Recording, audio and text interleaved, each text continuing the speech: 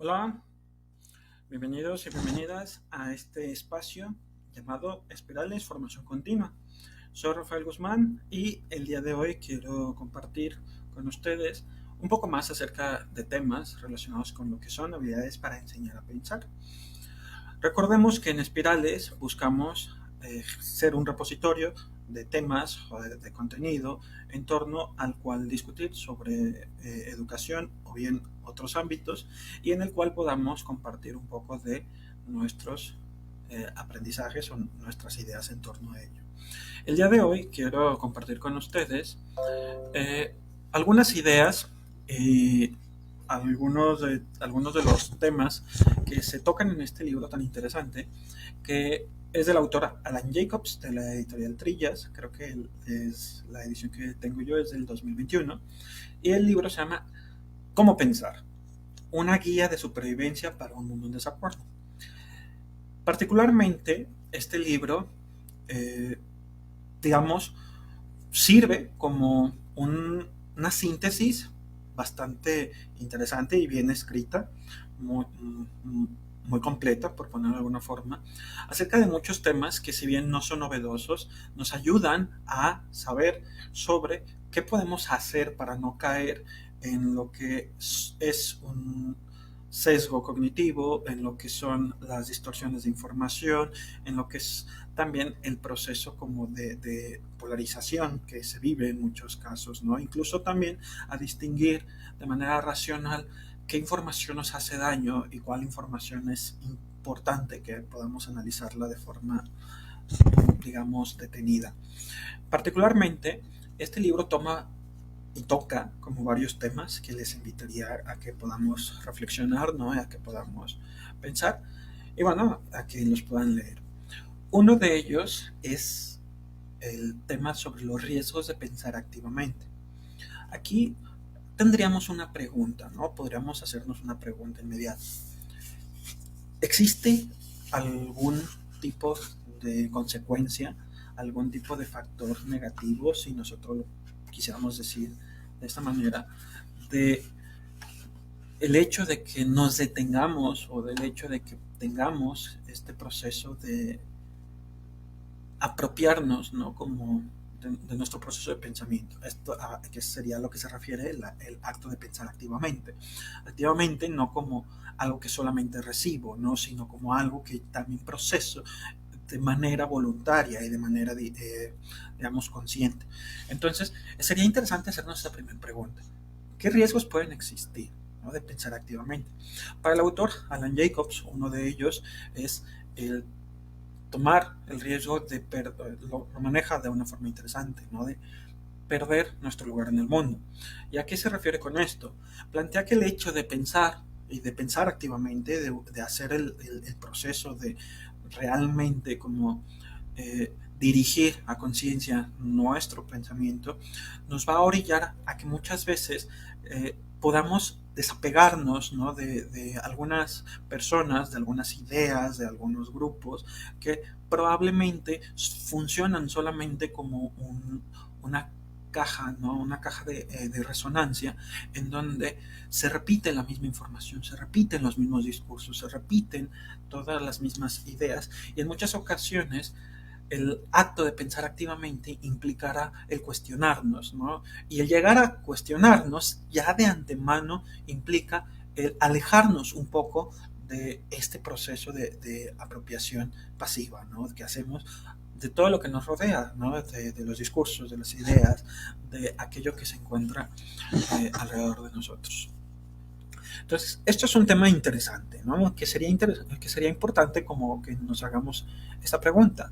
¿A qué nos arriesgamos, incluso a perder, si nos hacemos conscientes de nuestro propio razonamiento y de dónde viene ese razonamiento y si es incluso algo adecuado? De hecho, pone varios ejemplos acerca de cómo va este proceso de darnos cuenta de que probablemente podamos estar en un entorno no apto para pensar. Pero bueno, otro de los puntos interesantes que se abordan es el de la humildad intelectual. Y esto es algo muy importante. Muchas veces se contempla, ¿no? Como la idea de la persona racional, ¿no? Como una persona que tiene mucho conocimiento, mucha información, que sabe acerca de muchas cosas, que puede como resolver problemas. Y en el caso particular de lo que es la humildad intelectual, Alan Jacobs nos dice que realmente no es tanto el hecho de que nosotros tengamos conocimiento, información o de que podamos tener, ¿no? Como mucha erudición acerca de algo, sino que todas las personas somos, por ponerlo de alguna forma, ¿no? Propensas a caer en las mismas situaciones, independientemente de si eres muy inteligente o no. Todas las personas somos propensas de caer en sesgos cognitivos que distorsionan nuestra percepción del mundo. Y la humildad intelectual significa darnos cuenta de eso, de que nadie es invulnerable. De hecho, nos plantea una situación interesante, ¿no? El hecho de que nosotros pensemos de que si aquellas personas con las que yo no estoy de acuerdo o con quienes no comparto ciertos esquemas de ideas, ¿no? Si esas personas probablemente yo pensaría como ella si me hubiera encontrado también como en una circunstancia parecida. Y que realmente la humildad intelectual implica el hecho de darnos cuenta que no, todos nosotros podemos caer en situaciones en las cuales no importa nuestro amplio conocimiento, no, porque siempre vamos a tener esta tendencia a vernos quizás hasta de una forma egocéntrica, ¿no? Esto incluso otros autores lo manejan como el mito de la invulnerabilidad personal, ¿no? Es decir, a todos los demás les puede pasar, pero a mí no. A todos los demás sí pueden caer en engaños, pero yo no. Todas las demás personas a lo mejor sí se dejan llevar por sus emociones, pero a mí no. Todo ese tipo de situaciones. Para Alan Jacobs es súper importante entonces que nosotros entendamos la humildad intelectual. No importa qué tan conocedor o qué tan inteligente seas, también puedes estar en una situación en donde no estés pensando activamente, por ponerlo de una forma. Otra de las cosas importantes es, de los temas que se abordan, es el de cultivar los sentimientos.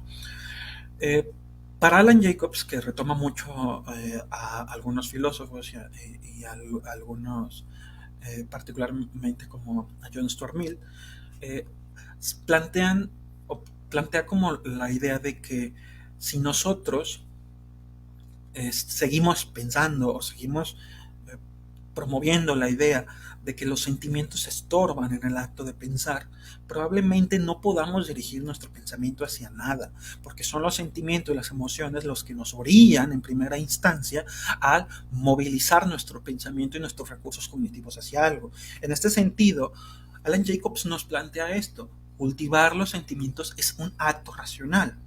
Aprender a usar mis sentimientos, mis emociones para atender y usar y enfocar mi pensamiento y mis recursos intelectuales hacia aquellas causas que me parezcan dignas, ¿no? O hacia aquellas situaciones que a mí me parezcan también importantes manejar. En este sentido, cultivar los sentimientos también es un acto racional y la razón y la emoción o lo que son toda la gama de emociones humanas no van a estar peleadas, sino que actúan en conjunto.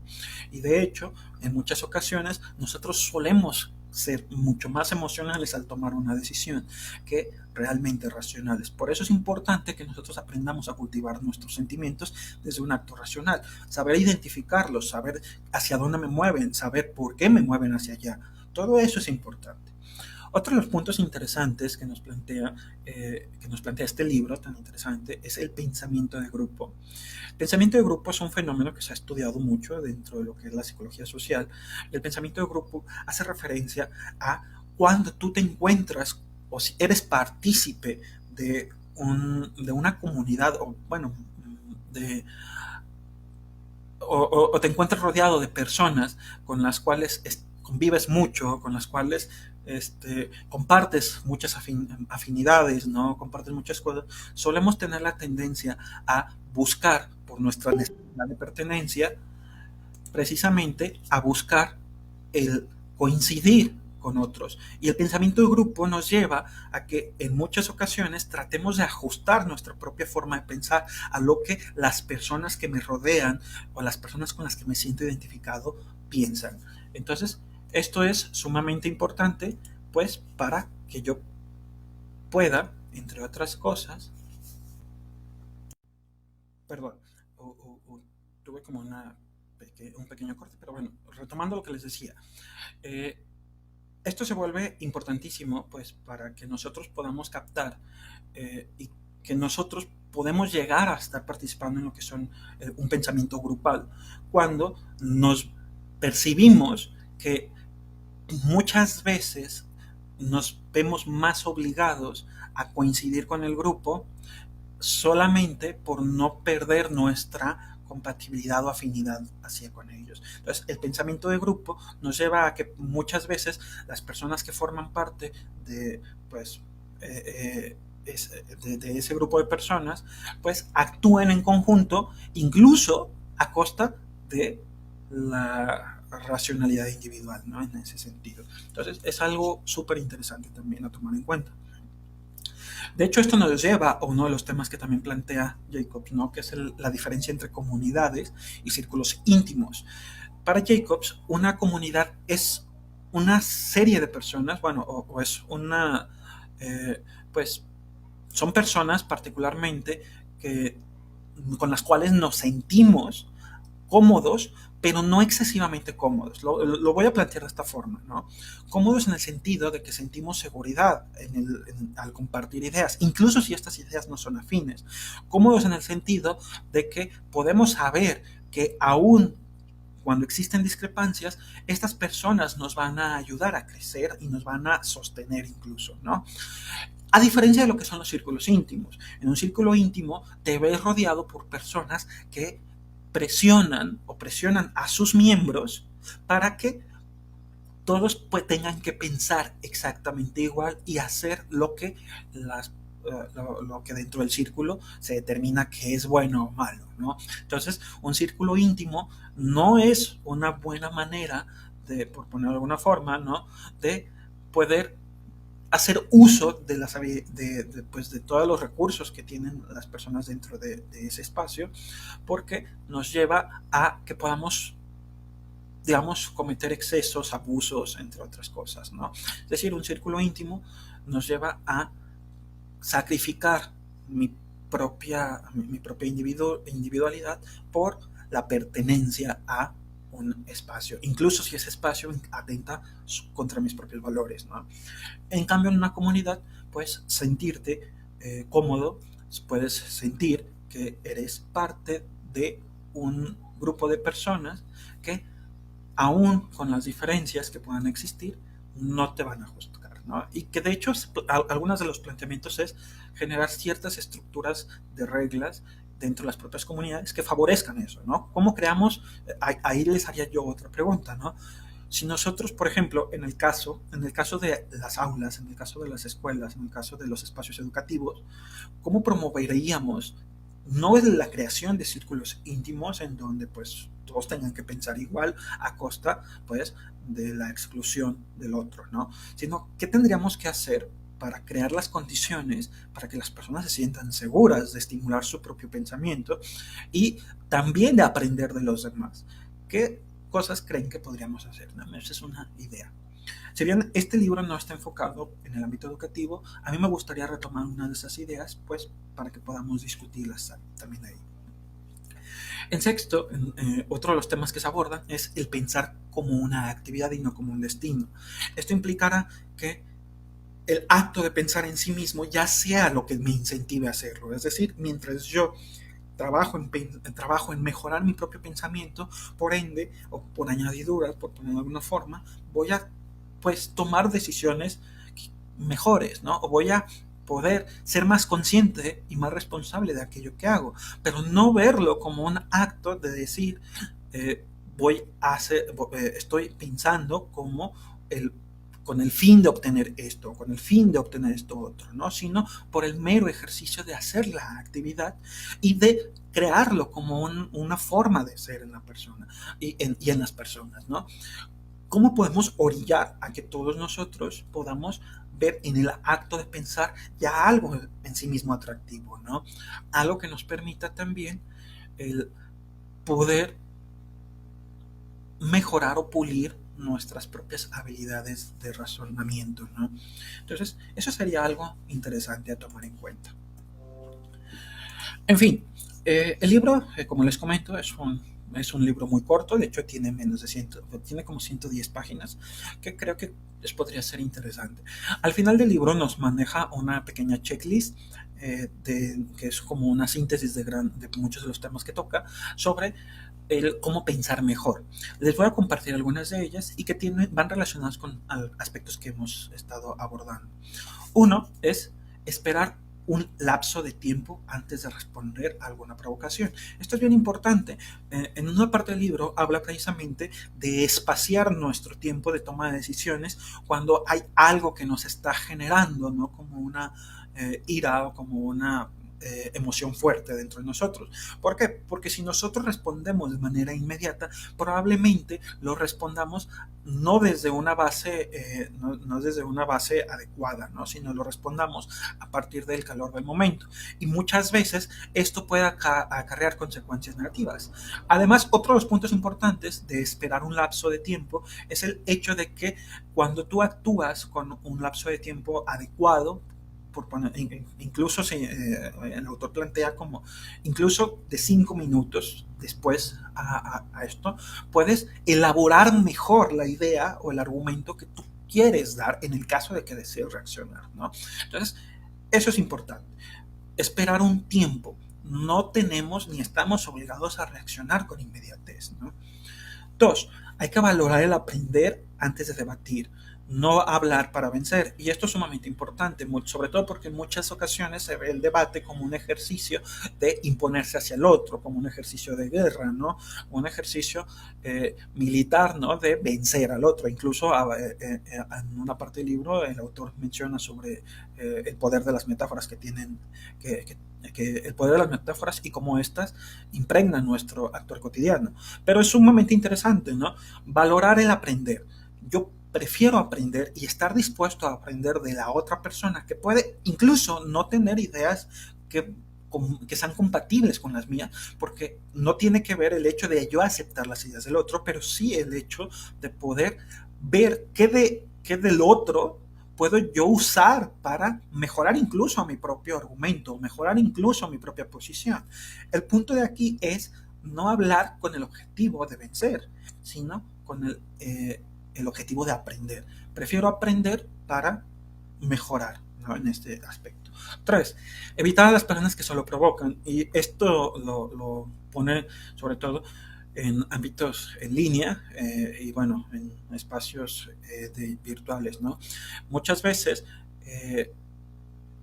hay estos momentos, ¿no? En donde quizás se discuten cosas interesantes, cosas importantes, cosas en donde incluso hay posiciones confrontadas y muchas veces hay esta tendencia a buscar que el otro, a sacar de quicio el otro, ¿no? O a hacer que el otro se desestabilice. En este sentido, Alan Jacobs nos habla y nos retoma el punto que dijimos al principio, ¿no? No tenemos ni estamos obligados a responder a una provocación de manera inmediata y de la forma en la que la otra persona quiere.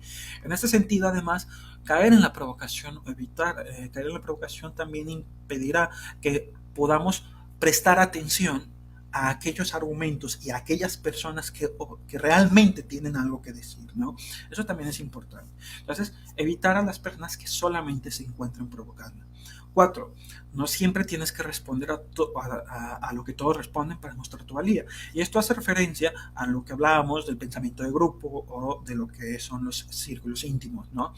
Cuando sucede algún fenómeno social que de repente confronta a muchas personas o los pone en posiciones de confrontación, muchas veces se te exige a ti que te posiciones como una manera de mostrar lealtad, ¿no? Por ponerlo de alguna forma. En este sentido, es importante que nosotros caigamos en que no importa o que no es, bueno, mejor que no importa es que no es obligatorio el hecho de que nosotros tengamos que responder como las otras personas quieren y en el momento en el que las otras personas no lo exigen.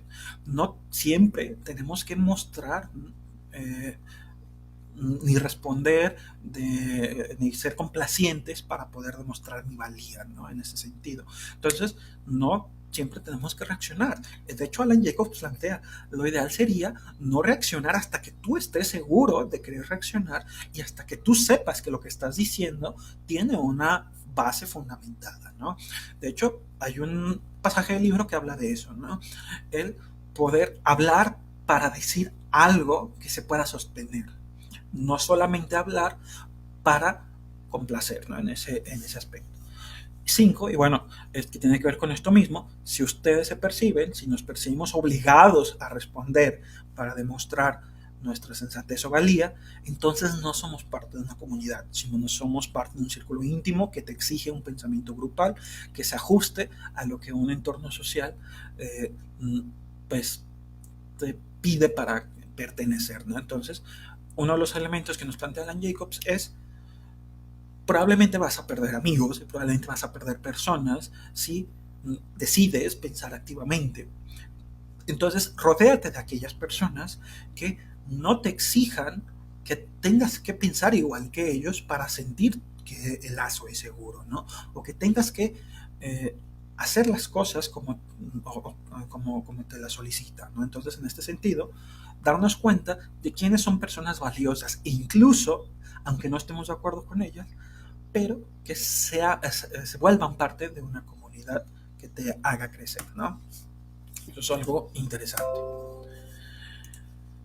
6, uno de los puntos que plantea es gravita y rodeate de personas que puedan manejar de manera ecuánime las discrepancias.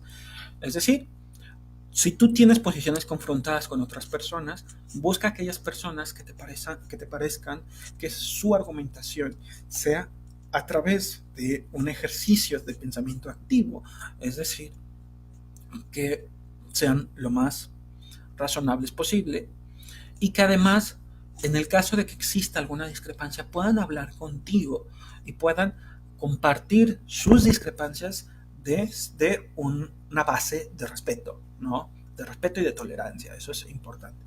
Y fíjense que es bien interesante porque Jacobs plantea que en muchas ocasiones no tenemos que nosotros ceder a nuestros, pues digamos, valores fundamentales, si lo queremos poner así, o tolerar o las otras personas, pero sí debemos de respetar que pueden existir y que pueden existir visiones diferentes a nosotros y que probablemente, aunque pueda estar equivocado la otra persona, también yo necesito escuchar como un medio para mejorar mi propia posición. Entonces, eso también es interesante. 7. Busca a las personas más lúcidas que tengan opiniones diferentes a las tuyas. Esto como un ejercicio activo. En muchas ocasiones nos ponemos en cámaras de eco o cajas de resonancia, como también se les denomina, en donde nos rodeamos de solamente personas que piensen exactamente igual a nosotros o que nos digan solamente lo que queremos oír. Cuando nosotros estamos en un estado en donde participamos en espacios en donde son solo las mismas ideas las que digamos circulan, quiere decir que entonces tenemos mucho riesgo de caer en sesgos cognitivos relacionados con el buscar confirmar nuestras propias creencias, con las falsas asociaciones, con la minimización a los argumentos de los demás, etcétera, etcétera. Entonces, como un ejercicio activo implicará entonces buscar activamente personas que quizás puedan tener opiniones diferentes a tuyas, pero que las defiendan de manera racional. Entonces, no tienes que aceptarlos, simplemente que lo que digan, pensar en ellos, ¿no? En ese aspecto. 8. Evaluar tus aversiones con tolerancia y con la mayor honestidad. Simplemente, porque qué ideas son las que te proporcionan como este sentimiento de pues no sé, de fastidio, de asco, si tú quieres verlo, ¿no? Implicará que nosotros podamos evaluar qué de eso es lo que me está generando esa situación y ver de dónde viene. Y hacer un ejercicio constante de cuestionar nuestro propio pensamiento y nuestra propia emoción, ¿no? ¿Qué me está generando esto y por qué? de esta forma podemos también ser y ejercer, ¿no? Ser más racionales y ejercer un pensamiento de manera activa y además ir cultivando nuestros sentimientos, ¿no? Como lo decíamos antes, cultivar los sentimientos implicará también que yo sé que yo siento esto, que a lo mejor esto me genera esto por esta razón, ¿no? Y puedo ya estar seguro de ello y no simplemente por un reflejo. Que tiene que ver con el siguiente, ¿no? El factor asco. A veces es revelador y no solo un distractor. ¿A qué se refiere con esto? Que muchas veces cuando solamente le prestamos atención a aquellas cosas que nos generan como molestia, por ejemplo, Jacobs retoma algunos de los elementos súper interesantes de lo que son los pensamientos de endogrupo, ¿no? Cuando un endogrupo es precisamente aquellas personas con las que nos sentimos identificados y que suelen tener ciertas particularidades de pertenencia con las cuales yo coincido. Y el exogrupo van a ser todas aquellas personas que están fuera de mi endogrupo, es decir, aquellas personas con las que no coincido. Y en muchas ocasiones, en este sentido, Jacobs plantea esto.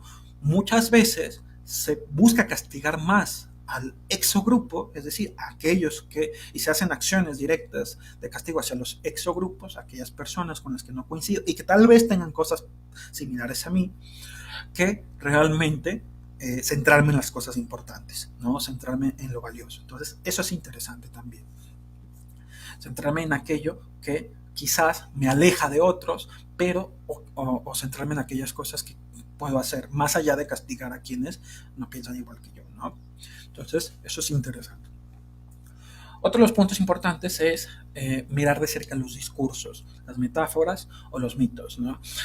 Jacobs plantea que muchas veces solemos, en el lenguaje que utilizamos, solemos dar por sentadas ciertas ideas que muchas veces nos dan como una dirección o una orientación de antemano en nuestra forma de pensar.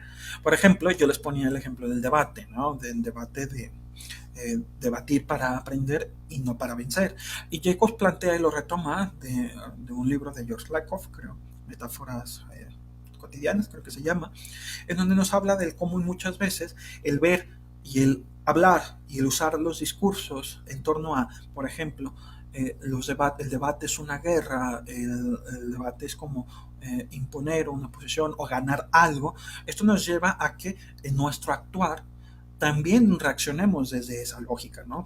Hay un libro súper interesante también, diferente a este, que me llama mucho la atención, que tiene que ver con esto, ¿no? Por ejemplo, este libro se llama El Derecho a la Ternura, y en este libro habla precisamente del cómo tenemos muchas veces instaurado un lenguaje de constante conflicto, ¿no? Y cómo desde el conflicto construimos acciones y pensamientos, digamos, basándonos en esta lógica. Pero bueno, será en otra ocasión que lo podamos abordar. En fin, ¿cuáles son los discursos de las personas? Nuestros propios discursos, ¿cómo los manejamos? ¿Usamos el mismo tipo de discursos para las personas que son parte de nuestro grupo que para los demás?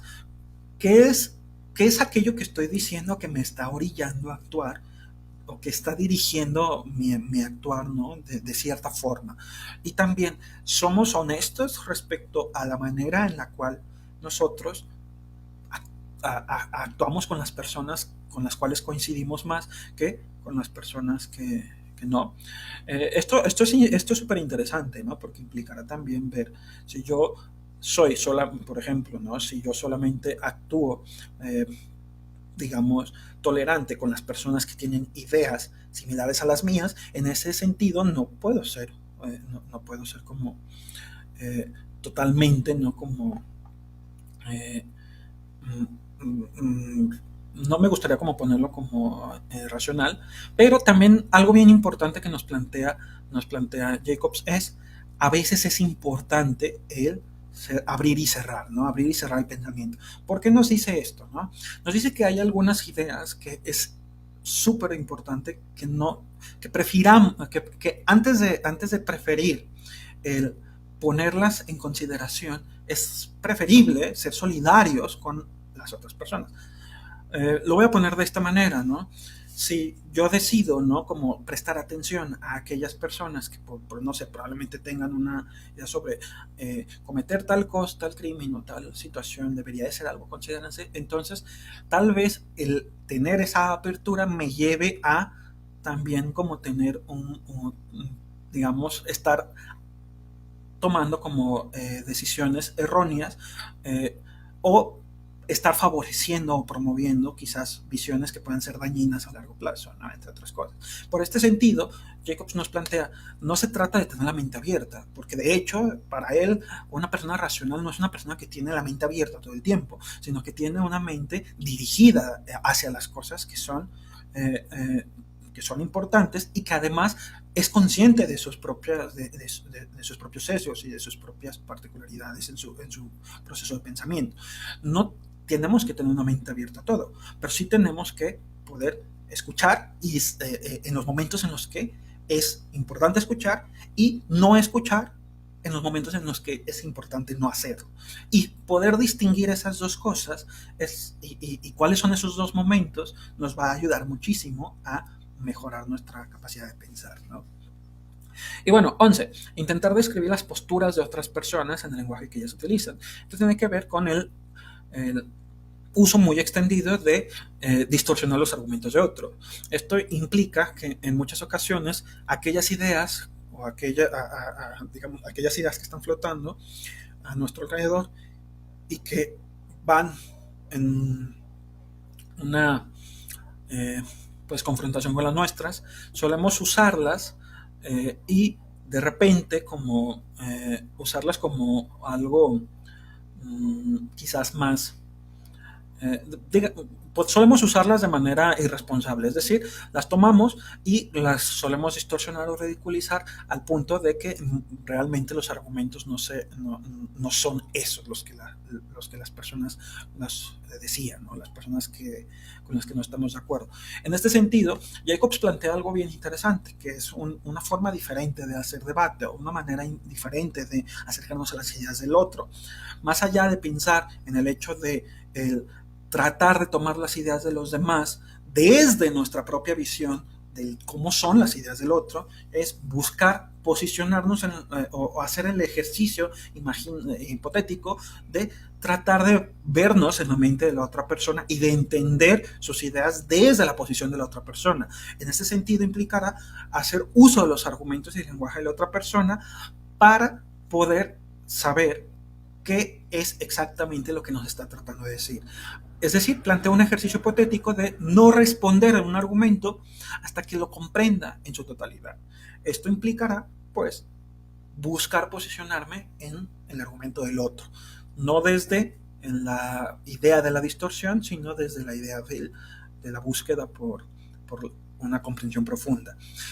Y ojo, aunque yo no tengo que estar de acuerdo, pero sí tengo que entenderlo, porque si no lo entiendo, probablemente vaya a generar más conflictos y más problemas relativos a ideas que se quedan como que podrían ser incluso dañinas y que se quedan flotando, ¿no? En este sentido, implicará, si yo me pongo o si yo intento entender no como el argumento del otro, pues probablemente voy a tener una mejor comprensión de qué necesito para poder contraargumentar, ¿no? Entre otras cosas.